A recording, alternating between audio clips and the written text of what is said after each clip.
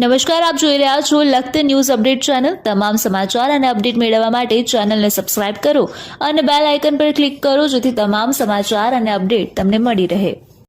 લખતર તાલુકાના જમર ગામે સોસાયટીના કોમન પ્લોટની અંદર સબ સેન્ટરની કામગીરી શરૂ કરવામાં આવતા ગ્રામજનો દ્વારા વિરોધ નોંધાવવામાં આવ્યો।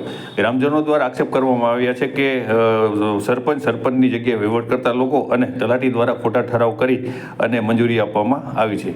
લખતર તાલુકાના જમર ગામે લખતર બાજુથી જતા શરૂઆતની અંદર એક કોમન પ્લોટ આવેલો છે। આ કોમન પ્લોટની આજુબાજુમાં રહેતા સોસાયટીના લોકો દ્વારા જણાવવામાં આવી રહ્યું છે કે આ કોમન પ્લોટની અંદર હાલ સરકારના આરોગ્ય વિભાગ દ્વારા સબ સેન્ટર શરૂ કરવામાં આવ્યું છે।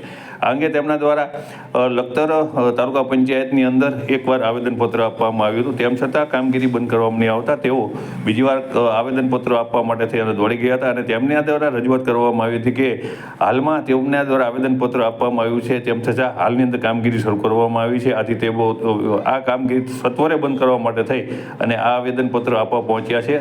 સાથે ગ્રામજનો દ્વારા આક્ષેપો પણ કરવામાં આવ્યા છે કે સરપંચની જગ્યાએ વહીવટ કરતા વહીવટદાર સહિત તલાટી કમ મંત્રી દ્વારા ખોટા ઠરાવો કરી અને ખોટા કેસ કાગળો ઊભા કરી અને આ મંજૂરી આપવામાં આવી છે અને હાલ જે કામગીરી કરવામાં આવી રહી છે તે તેમને માન્ય નથી, કારણ કે સોસાયટીના કોઈ પણ લોકોને તેમના દ્વારા જણાવવામાં આવ્યું નથી, તેમ જણાવી રોષ વ્યક્ત કર્યો હતો।